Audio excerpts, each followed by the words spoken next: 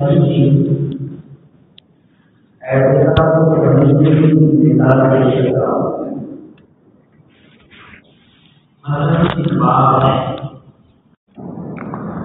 باپ کا ایک بیٹا ہے. باپ نے اپنے بیٹے کی پرورش میں بہت خوش دلی سے، بہت وسعت سے کام لیا ہے. اس کی ہر ضرورتوں کو، اس کی ہر تمناؤں کو، اس کی ہر خواہشات کو باپ نے پورا کیا ہے. بچے نے اپنے ضرورت کا جو بھی مطالبہ کیا باپ نے خوش دلی سے پورا کیا. بلکہ یہ کہنا چاہیے کہ باپ نے اتنی وسعت کی کہ اس کے ضرورت سے زائد اس کے تقاضوں کو پورا کیا. جب بیٹا بڑا ہوا اس کے سامنے یہ بات ہے کہ میری پرورش میں میرے باپ نے بہت زیادہ جتن اٹھائے ہیں، بہت زیادہ محنت کی ہے اور بہت زیادہ مال و دولت خرچ کی ہے، بہت زیادہ محنت کی ہے. پھر عجیب بات یہ ہوئی کہ جس بیٹے کی پرورش میں اتنا سارا باپ نے قربان کیا، وہ بیٹا اپنے باپ سے ناراض ہو گیا اور ناراض ہو کر گھر چھوڑ کر چلا گیا. باپ تو باپ ہے، پہلے ہی بتایا ماں باپ کو محبت بے غرض ہوتی ہے، اولاد کو محبت غرض والی ہوتی ہے.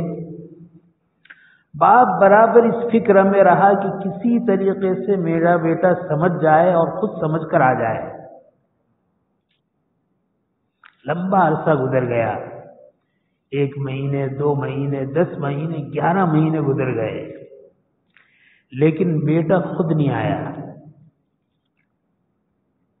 باپ تو باپ ہوتا ہے. باپ نے اس بیٹے پر خط لکھا. آج کے زمانے میں ایسا تو کہ فون کیا، میسج کیا کہ بیٹا آخر تو میرا بیٹا ہے، تیری ناسمجھی ہے، تیری نادانی ہے کہ تیری پرورش میں جتنے میں نے پاپڑ بیلے ہیں، جتنی مشقتیں اٹھائی ہیں، اس کے بعد تو ناراض ہوا اور ناراض ہو کر چلا گیا. میں نے 11 مہینے تک تجھے مہلت دی کہ کسی طرح آ جائے، تو نہیں آیا. میری طرف سے یہ پیغام ہے، جیسے ہی میرا پیغام ملے تو آ جائے. جب میسج یہ پڑھا، یہ پیغام پڑھا بیٹے نے، تو بیٹے کے دل پر جھٹکا لگا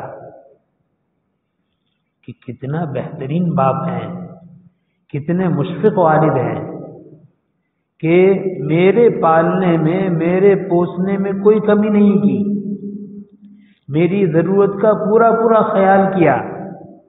اپنی نادانی اور بیوقوفی کی وجہ سے میں خود ناراض ہوا اور گھر چھوڑ کر چلا گیا. 10-11 مہینے تک مجھے مہلت دی کہ خود سنبھل جائے اور آ جائے، پھر بھی نہیں آیا. تو خود باپ نے یہ پیغام بھیجا کہ بیٹا تیرے لیے در کھلا ہے، آ جا. چنانچہ بیٹا بہت شرمندہ ہوا، آنے کے لیے تیار ہوا اور شرمندگی کے ساتھ باپ کے گھر میں داخل ہوا. جب باپ کے گھر میں داخل ہوا تو اس کو یہ خدشہ تھا کہ ہو سکتا ہے باپ کچھ تانا دے، باپ کچھ کڑوی کسیلی سنائے، باپ کچھ تنبیہ کرے، لیکن باپ نے کچھ نہیں کیا، بلکہ باپ نے اور سلوک اور احسان کیا جانے بیٹے نے کوئی غلطی ہی نہیں کی ہے. ایک حصی مثال ہے. باپ اور بیٹے کا معاملہ شفقت کا تو بہت دور کا ہے. حق تعالی شانہ کو اپنے بندوں پر بے انتہا شفقت ہے، بے انتہا وہ مہربان ہے.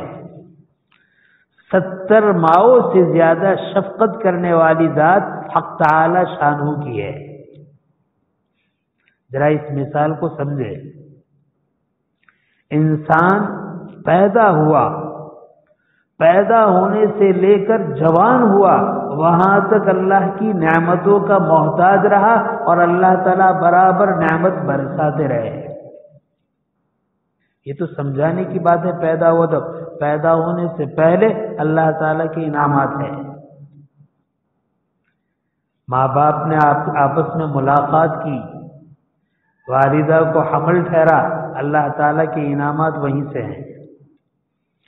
اس کھندے پانی کی تربیت کرنا، اس کو بچے کی شکل دینا، اور ایک مدت کے بعد فرشتے کو بھیجنا، اور اس کے بعد اس کے نیک بخت اور بدبخت ہونے کو، اس کے رزق کو، اس کی عمر کو لکھنا، یہ سارے احسانات اسی وقت سے شروع ہوئے۔ بہت سارے منی کے قطرے ضائع ہو گئے، اللہ نے جس کو وجود بخشنا چاہا اس کو وجود بخشا۔ مادر رحم میں بچہ تیار ہوا، پیدا ہوا، بچپنا گزرا، اللہ تعالیٰ کی نعمتیں اس بچے پر رہی۔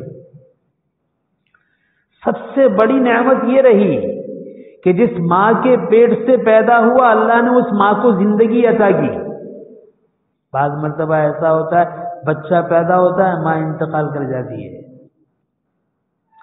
بعض مرتبہ ایسا ہوتا ہے کہ ماں امید سے ہیں، بچہ پیدا ہو اس سے پہلے باپ انتقال کر جاتا ہے۔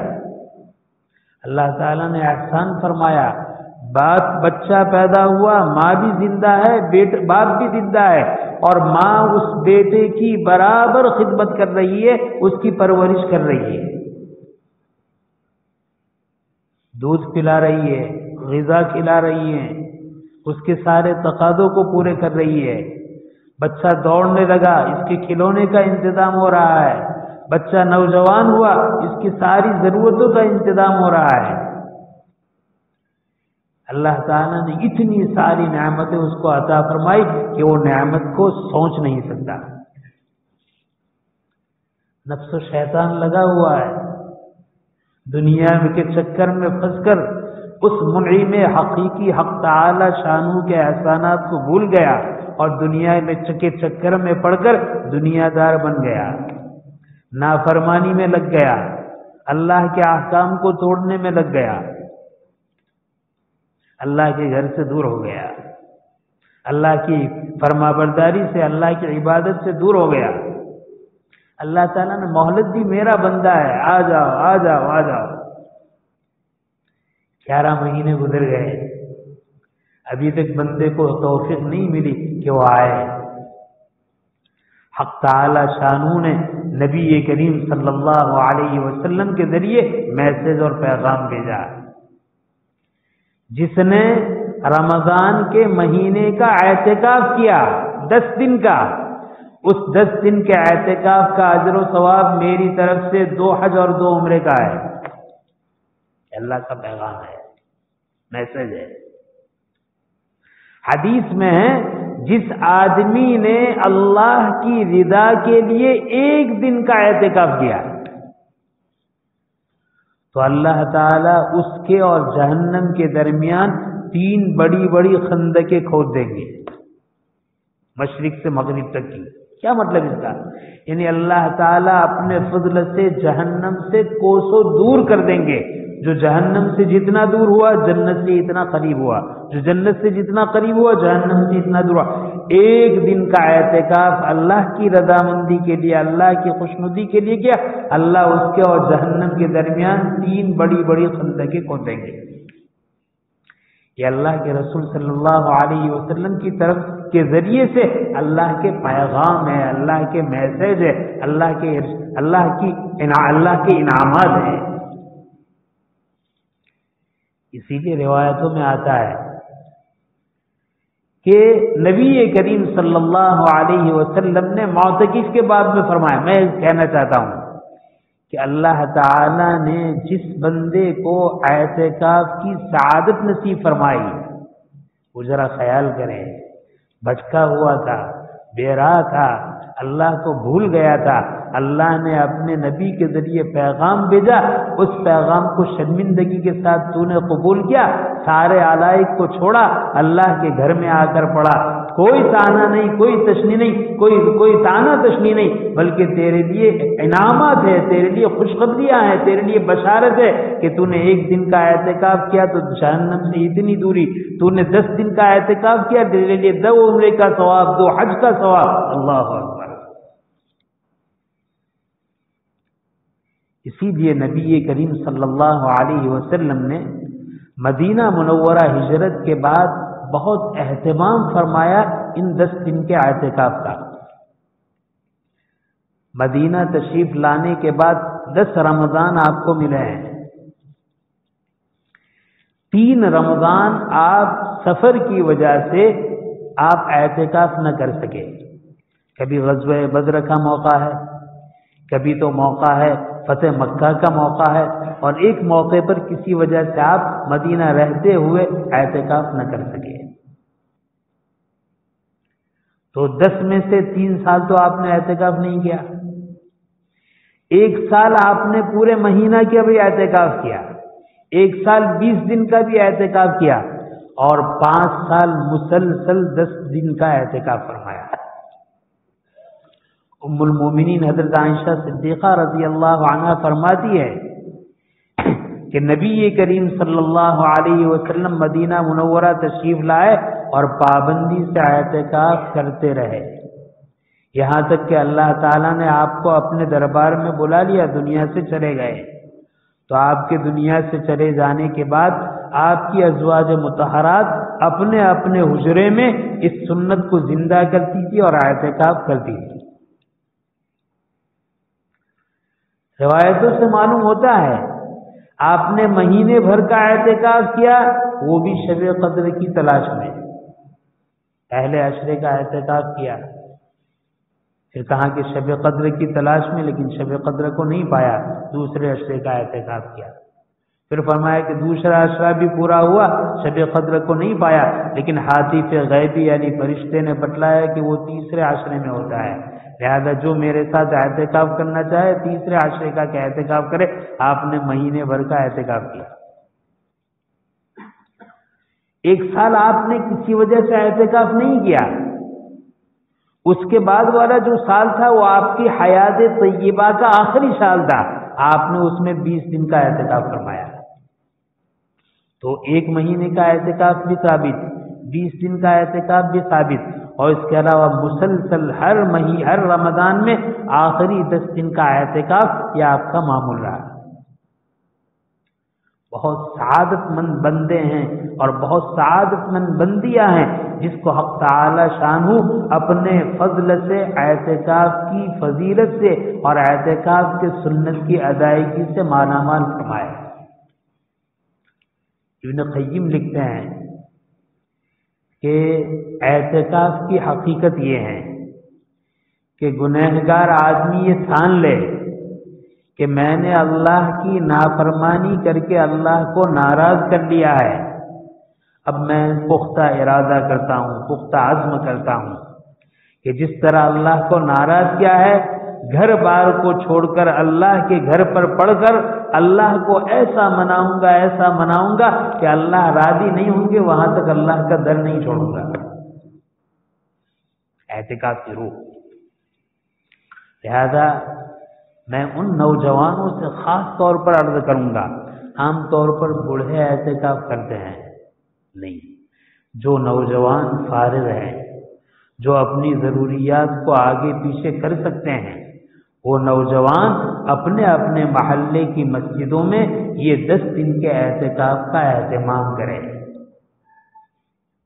اور یہ سمجھے کہ واقعی میں ہم اللہ کے بہت نافرمان اور برے بندے ہیں، لیکن جس طرح باہر نکل کر نافرمانی کی ہے، ناراض کیا ہے، اس 10 دن میں اللہ کے دربار میں آ کر اللہ کی چوکھٹ کو پکڑ کر اللہ سے ایسا روئے دھوئیں گے کہ اللہ تعالیٰ ہمیں اپنا ولی بنا لے، اپنا دوست بنا لے۔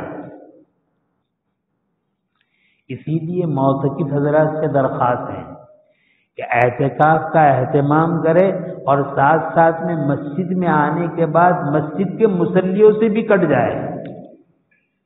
دیکھو، گھر کو چھوڑا، بیوی بچے کو چھوڑا، ماں باپ کو چھوڑا، دوست احباب کو چھوڑا، اٹھنے بیٹھنے والے کو چھوڑا، اور وہاں چھوڑ کر مسجد میں آیا ہے۔ کیوں چھوڑا ہے؟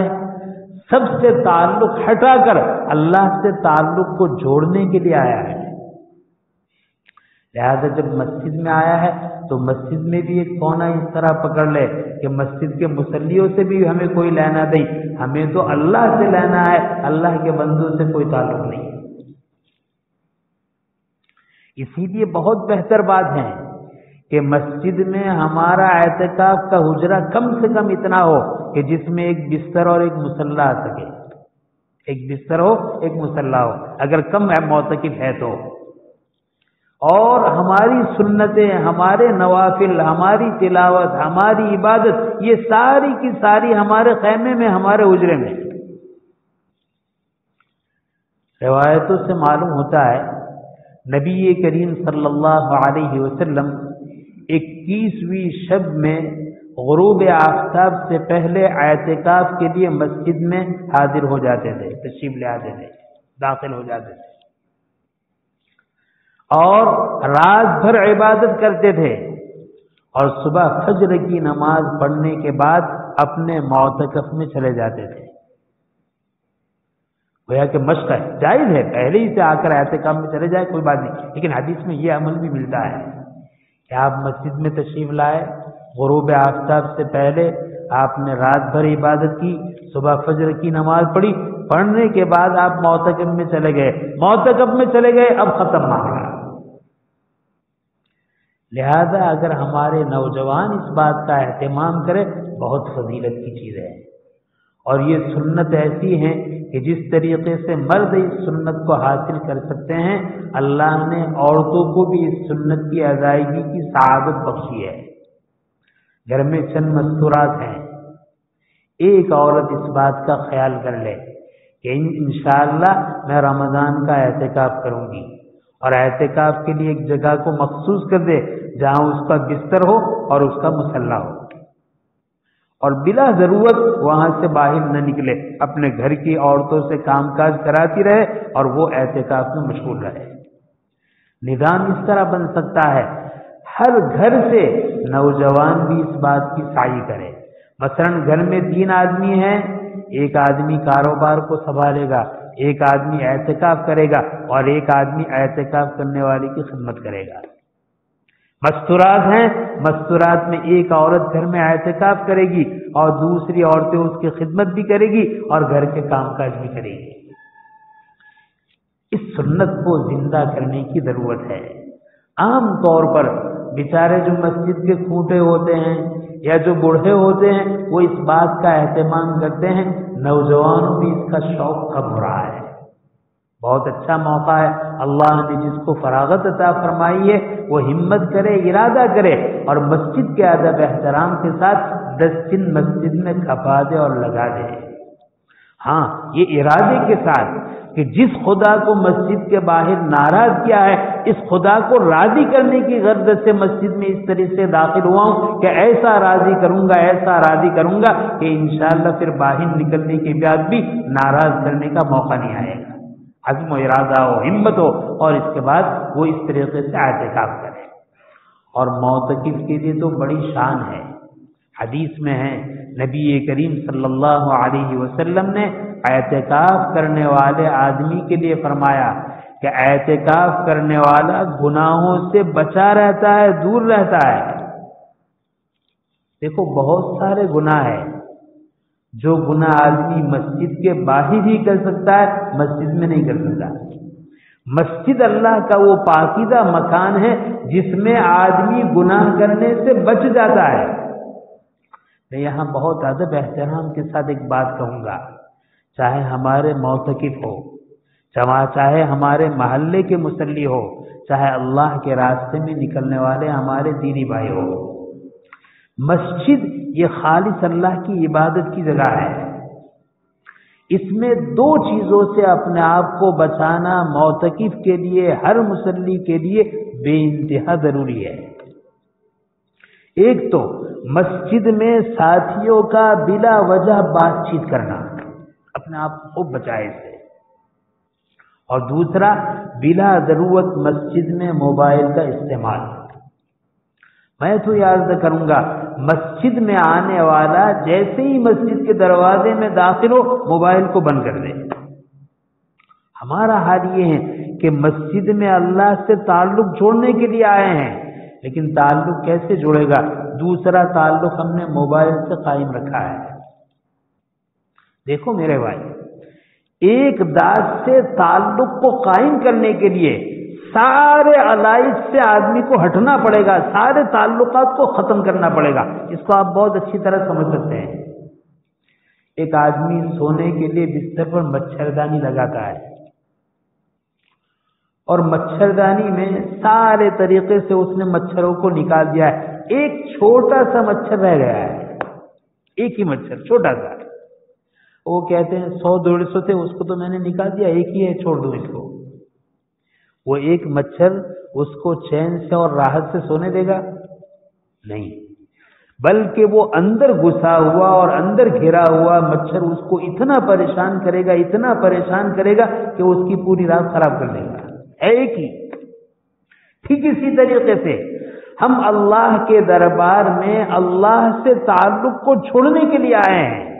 اگر ایک موبائل کا ہمارا تعلق ہے یا ایک ساتھی سے گفتگو کا تعلق ہے، یہ ایک تعلق اللہ سے تعلق کو ختم کر دے گا۔ اور محبت سے میں عرض کروں گا، حق تعالی کے دربار میں اپنے آپ کو دنیاوی بے ضرورت بات سے بے انتہا بچائے۔ اگر کبھی ضرورت کا موقع آ جائے، ضرورت کی بات کرنی پڑے، تو اس طرح ضرورت کی بات کرے کہ ہمارے بغل والوں کو بھی پتہ نہ چلے، اس کو بھی سنائی نہ دے۔ بعض مرتبہ ہماری ضرورت کی باتیں اس انداز سے ہوتی ہیں کہ انفرادی عبادت کرنے والے کو خلل ہوتا ہے، شریعت اسلام اس کی اجازت نہیں دیتا۔ بلکہ دنیاوی بات مسجد میں اتنی بری ہے، اتنی بری ہے، جس طریقے سے خشک لکڑی کو آگ کھا جاتی ہے، مسجد میں باتیں کرنا ہماری نیکیوں کو اسی طرح کھا جاتا ہے۔ لہذا معتکفین حضرات سے، اللہ کے گھر میں قیام کرنے والوں سے بہت ادب کے ساتھ درخواست ہے۔ کتنے سعادت مند ہیں وہ بندے جس کو اللہ اعتکاف کی دولت سے مالا مال فرمائے، اور کتنے نیک بخت ہیں اللہ کے وہ بندے جو رمضان کے مہینے میں اپنی بستیوں سے دعوت و تبلیغ کی نسبت پر دوسری بستی میں جماعت کی شکل میں تشریف لائے ہیں۔ بہت سعادت مند ہیں، بہت قیمتی ہیں، لیکن میرے بھائی آپ سے زیادہ آپ کا وقت قیمتی ہے۔ معتکف بھی سنیں کہ تم سے زیادہ تمہارا وقت قیمتی ہے، جماعت کے احباب بھی سنیں تم سے زیادہ تمہارا وقت قیمتی ہے، اور مسجد میں آنے والے ہر مصلی سنیں کہ تم سے زیادہ تمہارا وقت قیمتی ہے۔ اس وقت کو اللہ کی یاد میں جتنا لگایا، اللہ تعالیٰ اتنا تقوی، اتنی ولایت نصیب فرمائیں گے، اور اس وقت کو جتنا ضائع کیا، میرے بھائی ہم سے بڑا محروم بھی کوئی نہیں ہے۔ مسجد میں آئے اور آنے کے بعد اللہ سے تعلق نہ جڑے، یہ تو اس سے زیادہ بیچارہ بدقسمت ہے جو مسجد سے باہر ہے اور اللہ سے تعلق نہیں ہے۔ ایک تو وہ ہے جو مسجد سے باہر ہے اور اللہ سے تعلق ہٹا ہوا ہے، وہ تو ہے محروم، لیکن بہت بڑا محروم وہ ہے جو مسجد میں آ گیا اور مسجد میں آنے کے بعد اللہ سے تعلق ہٹا ہوا ہے، اس کا تعلق ساتھیوں کے ساتھ ہے، اس کا تعلق موبائل کے ساتھ ہے۔ اللہ تعالی شانہ ہمیں صحیح سمجھ نصیب فرمائے، قدردانی کی توفیق نصیب فرمائے۔ اگر مسجد میں آنے والا چاہے ہمارا مقامی مصلی ہو، چاہے ہمارا دعوت کا ساتھی ہو، چاہے ہمارا اعتکاف کا ساتھی ہو، اپنے وقت کی قدر کر لے گا، انشاءاللہ اللہ تعالیٰ اس کو ولایت سے مالا مال فرمائیں گے، اللہ ان کو اپنا ولی بنا دیں گے۔ اور اگر خدا نخواستہ ہم نے مسجد میں آ کر ان علائق کو ختم نہیں کیا تو میرے بھائی ہم سے زیادہ محروم بھی کوئی نہیں ہے، اس سے بڑے ہم محروم ہیں جو مسجد سے دور ہے۔ اللہ تعالیٰ محرومی سے ہماری حفاظت فرمائے، اللہ تعالیٰ ہمیں اپنا تعلق نصیب فرمائے۔ میں عام مصلیوں سے اور جماعت کے ساتھیوں سے ایک فضیلت اور عرض کروں گا کہ جب بھی آپ مسجد میں آئے، ایک تو ماشاءاللہ وہ معتکف ہیں جو 10 دن کا اعتکاف کی نیت سے معتکف ہو چکا، لیکن اللہ نے ثواب دینے کے لیے بہانہ بنایا ہے، نفلی اعتکاف کے لیے کوئی وقت نہیں۔ آپ جب بھی جماعت خانے میں داخل ہو، آپ دعا پڑھیں گے، دعا پڑھنے کے ساتھ ساتھ میں نیت کر لیں کہ جب تک میرا قیام رہے گا مسجد میں نفلی اعتکاف سے ہوں. نویت الاعتکاف ما دمت فی المسجد، جب تک میں مسجد میں ہوں میرا اعتکاف ہے. اب کیا ہوگا اگر خدا نہ خواستہ کسی وجہ سے تم ایسے ہی بیٹھے ہیں، عبادت کے تھک گئے، کر کے تھک گئے اور ایسے ہی خاموش بیٹھے، اعتکاف کا تمہارا ثواب جاری رہے گا.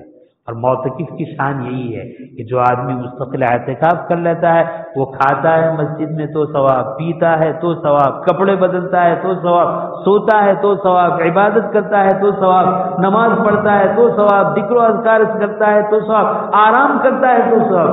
اس سے بڑا بونس کیا ہوگا، اس سے بڑا اعزاز کیا ہوگا. حق تعالی شان ہمارے بھائیوں کو، ہماری ماں بہنوں کو اس سنت سے مالا مال فرمائے، اس کی قدردانی کی توفیق عطا فرمائے، اس کی ادائیگی کا اہتمام نصیب فرمائے. آمین. وآخر الدعوانا الحمدللہ رب العالمین. الحمدللہ رب العالمین عدد خلقه ورضا نفسه وزنة عرشه ومداد كلماته. اللهم لا أحصي ثناء عليك أنت كما أثنيت على نفسك. اللهم صل على محمد كلما ذكره الذاكرون وصل على محمد كلما غفل عن ذكره الغافلون. ربنا آتنا في الدنيا حسنة وفي الآخرة حسنة وقنا عذاب النار. ربنا لا تؤاخذنا إن نسينا وأخطأنا. ربنا ولا تحمل علينا إصرا كما حملته على الذين من قبلنا. ربنا ولا تحملنا ما لا طاقة لنا به. واعف عنا واغفر لنا وارحمنا أنت مولانا فانصرنا على القوم الكافرين. ربنا لا تزغ قلوبنا بعد إذ هديتنا وهب لنا من لدنك رحمة إنك أنت الوهاب. ربنا ظلمنا أنفسنا وإن لم تغفر لنا وترحمنا لنكونن من الخاسرين. اللهم اقسم لنا من خشيتك ما تحول به بيننا وبين معاصيك، ومن طاعتك ما تبلغنا به جنتك، ومن اليقين ما تهون به علينا مصائب الدنيا، ومتعنا بأسمائنا وأبصارنا وقوتنا ما أحييتنا، واجعله الوارث منا، واجعل ثارنا على من ظلمنا، وانصرنا على من عادانا، ولا تجعل مصيبتنا في ديننا، ولا تجعل الدنيا أكبر همنا، ولا مبلغ علمنا، ولا غاية رغبتنا، ولا تسلط علينا من لا يخافك ولا يرحمنا. اللهم زدنا ولا تنقصنا، وأكرمنا ولا تهنا، وعاطنا ولا تحرمنا، وآثرنا ولا تؤثر علينا، وأرضنا وارض عنا. اللهم لا سهل إلا ما جعلته سهلا، وأنت تجعل الحزن سهلا إذا شئت. لا إله إلا الله الحليم الكريم. سبحان الله رب العرش العظيم والحمد لله رب العالمین. الہی اپنے فضل و کرم سے ہماری حاضری کو بے انتہا قبول فرما. اے اللہ ماہ مبارک بڑی رفتار کے ساتھ گزر رہا ہے. اے اللہ عشرہ اخیرہ آ چکا ہے. اے اللہ اس کے آنے سے پہلے گناہوں سے ہمیں پاک کر دیجئے، قلوب کو مزکہ کر دیجئے، عبادتوں کا ولولہ ذوق اور شوق پیدا فرما دیجئے، عبادتوں کا اہتمام نصیب فرما دیجئے. اللہ فرائض کا اہتمام نصیب فرما، نوافل کا اہتمام نصیب فرما. اے اللہ ہمارے بہت سارے بھائیوں کو اور بہت ساری بہنوں کو اے اللہ آداب کے ساتھ اے اللہ سنت اعتکاف کی دولت سے مالا مال فرما. اے اللہ آپ کا قرب نصیب فرما. اے اللہ آپ کی معرفت نصیب فرما. اے اللہ جنہوں نے ارادے کیے ہیں ان کے لیے بیٹھنا آسان فرما. اے اللہ جو تیرے راستے میں نکلے ہیں اے اللہ ان کا نکلنا بے انتہا قبول فرما. اے اللہ نفس و شیطان سے ہم سب کی حفاظت فرما. اے اللہ وہ ہمیں دائیں کرنے پر تلا ہوا ہے. اے اللہ ہمیں دائیں کرنے سے بچا لیجئے. رمضان کے مبارک مہینے میں مختلف النوع عبادات سے ہمیں آباد کر دیجئے. اے اللہ رمضان کے انوار اور برکات سے ہمیں مالا مال فرما دیجئے. اے اللہ تلاوت کا ولولہ اور تلاوت کی چاشنی ہمیں نصیب فرما دیجئے. اے اللہ وہ قرآن کریم اے اللہ جس کو سن کر غیر کے قلوب بدل جاتے تھے اے اللہ ہمارے قلوب کو بدل دیجئے. ہمارے قلوب کی گندگی کو دور فرما دیجئے. اے اللہ ہمارے قلوب کو انوار قرآن سے مالا مال فرما دیجئے. الہ العالمین رحم کا معاملہ فرما، کرم کا معاملہ فرما. اے اللہ ہمیں معاف فرما دیجئے. اے اللہ ہمیں معاف فرما دیجئے، ہماری مغفرت فرما دیجئے، ہم پر رحم فرما دیجئے، ہمیں رزق حلال اور رزق حلال اور طیب عافیت کے ساتھ نصیب فرما دیجئے۔